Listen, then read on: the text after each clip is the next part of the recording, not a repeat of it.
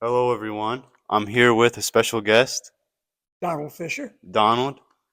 You mind introducing yourself? Yeah, my name is Don Fisher. Uh, I'm an exercise buddy with Ron Uh, in the gym every day. yeah, I've lived here in Kennesaw for the past 8 years. nice. How do you like it here in Georgia? I like it. This is the 11th state that I've lived in, and it's one of the best. Wow. Which states have you lived in?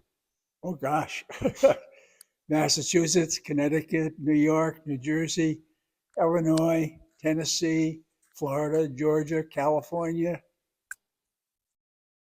Nice. So we just have a few questions for you. Sure. First question is, what are the most important life lessons you've learned? Oh gosh. I've thought a little bit about that, and in fact, I've advised a number of young people about it. I think the most important thing you can do is to set goals for your life and your career. Very, very important to set goals for your life and career and write them down. And then once you've done that, you need to develop strategies and plans for achieving those goals. And then thirdly, you need to monitor them. You need to measure them Yeah. to make sure that you're in fact achieving your goals. There's an old thing that says that among successful people in life, 80% or more of them set goals, and most of them write them down. Yeah. So that's the most important thing you can do in my mind. There's a very well-known author, Brian Tracy. Yes, You know, a he little talks bit. a lot about goals, setting goals and That's stuff. it. And he's absolutely right. Yeah.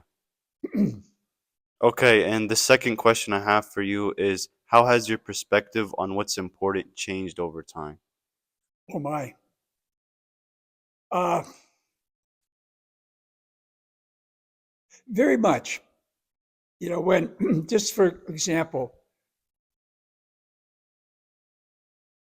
when you're young and single, Hmm. uh, what's important is going around having fun and doing things and stuff like that. When you get married, all of a sudden, what's important becomes different. Your spouse and your children become important. When you get older and you no longer work, you're retired, then I suppose keeping alive Yeah. becomes really important. Yeah, your priorities change Your over time. priorities Yeah. change depending upon your circumstances. Hmm. Exactly. Okay. And third question I have for you is what were the biggest challenges you faced and how did you overcome them? This could be anything from life. Oh yeah. Uh,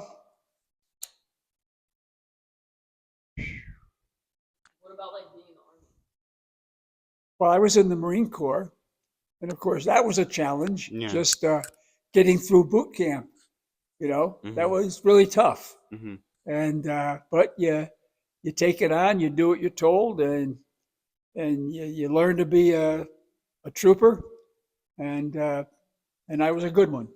And but I guess why, whatever challenge you're faced, take it on, own it, beat it, win it. Hmm. Don't run from it. So that was a big challenge. That was a good suggestion. I've had other challenges, like I was an officer of a corporation and had a lot of responsibilities. Learning to manage people and lead them and guide them and achieve the organization's goals. Those were big challenges, Yeah. and those are things you learn to do as you grow up in life. Okay. And the fourth question I have for you is what are you most proud of accomplishing in your life? Wow. I have 3 sons and 4 grandchildren. They're all successful Hmm. and in their careers and their lives. I guess I'm proud of that. They learned a lot from me and my wife. Hmm. I'm proud of that. Okay. Just being a father and kind of teaching them your Oh ways. yeah, yeah. There's nothing. It's easier to be a grandfather than a father, Yeah. but You have to have both. Exactly. Okay, and the final question I have for you, Donald, what advice would you give for living a fulfilling life? Living a what? A fulfilling life.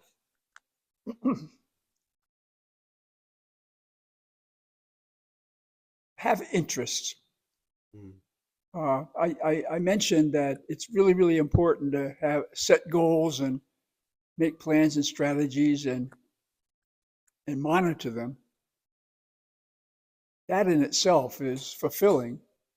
But to have a really fulfilling life, you have to have a wide variety of interests. Do things that interest you. Identify passions that you have and follow those passions. Mhm. But but have a wide variety of things that interest you. For example, I read. I'm 84 years old, but I still take college courses. Mhm. Right now, I'm taking a course in astrophysics. Wow. What am I going to do with it? Become an astronomer? Of course not. But I'm interested Yeah. and always read a wide variety of things, do a wide variety of things. That's what keeps you excited and passionate, and that's what gives you fulfillment in life. Do you think maybe pursuing a career in what you're interested in is that a better option, or should you go for more the route where just like more money? They can be both, but you know, you should always do.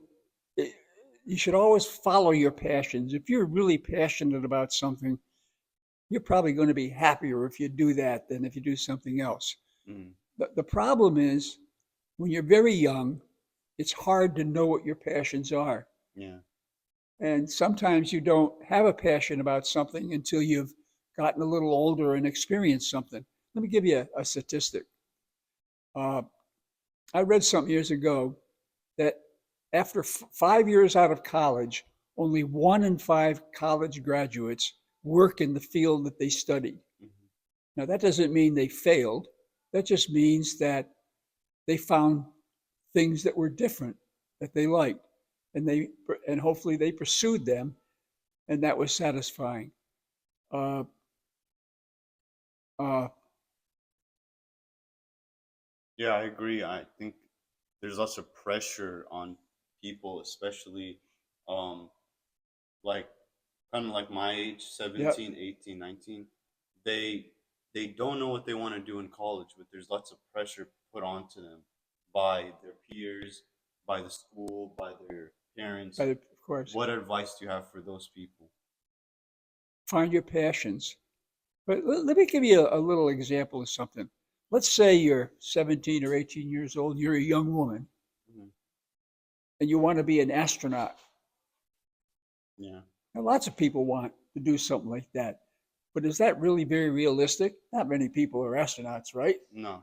And but okay, so you want to be an astronaut. So I would say, and I've said this to people, I've actually done it, is okay, if you want to be an astronaut, what do you think you need to learn?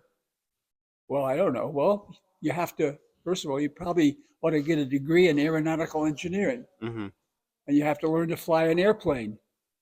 Or maybe you have to be a scientist in biology or physics or something like that. But most astronauts have really highly technical scientific slash mathematics degrees. So if you want to be an astronaut, you got to start when you're 17 or 18, getting ready by taking those courses in college, etc. So you can do it. Okay, so let's say you do it. And then you don't get accepted as an astronaut. Mm-hmm. Is that so bad? You have a degree in aeronautical engineering. Yeah. You know how to fly an airplane, Yeah. And you you'll know? you'll And so you find can go do lots of other really and good I think things. through And that it's all process, because you had a passion and you did what it took to achieve it, but things change along the way. yeah, and through that process you found what you like and didn't like. Exactly. You know? And then in that case, if you didn't become an astronaut, you're in aeronautical engineering, you could go and work for Boeing. Believe me, they need lots of help fixing their airplanes. Yeah. Yeah. And just one last thing I want to Sure. ask you is what advice do you have to young men our age? General advice, life advice, career wise, just Sure. Well, don't get tattoos, uh-huh. you know. And it sounds like a joke, but when I was a manager, you think I'd hire a person all covered with tattoos? Yeah. It's not a good it's Yeah. not a good start. And but what should a young person do? It's like I said, find your passions, make plans, you know, set objectives, make plans, follow up on them, have a wide variety of interests. And you know, I know one, work. This may sound silly, but I had a job when I was 12 years old, and I never did not have a job until I was in my 70s. Mm-hmm. You know, and having a job is not only fulfilling, but it helps to develop you. It gives you that sense of initiative and perseverance that it takes Yeah. to succeed in life. And that can be anything from fast food Listen, to an anything. actual nine to I five. started delivering newspapers on a bicycle, Mm-hmm. you know, and uh, and it doesn't make any difference what it is. Always have a job because it creates a sense of responsibility. It creates a work ethic, and it gives you knowledge. And more than anything, it gives you self satisfaction. Job satisfaction is one of the best ways to really feel good about yourself so you can move ahead. Mm-hmm. And people who are successful generally feel good about themselves. True. And is there any like regrets you've had in your life? Oh my. Uh, I wished I wished I had spent more time living in other places. I mean, outside the country. Mm-hmm. I've lived in Canada and I've lived in Japan. And I wish that I had actually gone and lived in Europe, like some of my sons have, with my wife. Mm-hmm. And we visited many, many times. But I really wish that we had lived in some of those countries more. As many times as I've been to France and England and all that, I know them well. But that's not the same as living there for a year or so. Mm-hmm. One of my sons lived in Madrid for a year and Milan for a year. And gosh, he knows Spain and Italy more than I ever will just because of that. Learning other cultures is best achieved by living there. And I wished I had done more. I could have done it, Yeah. but I didn't for whatever reason. And lastly, I wish I fished more. When I was Mm-hmm. young, I used to go fishing way up in the bush in Canada all the time. Yeah. I haven't been in years. There's nothing that gives you more happiness than catching a great big fish, Yeah. you know? Yeah, like kind of like childhood things. Like Oh you yeah, grow up and you kind of don't do them anymore. that's right. That's right. Okay.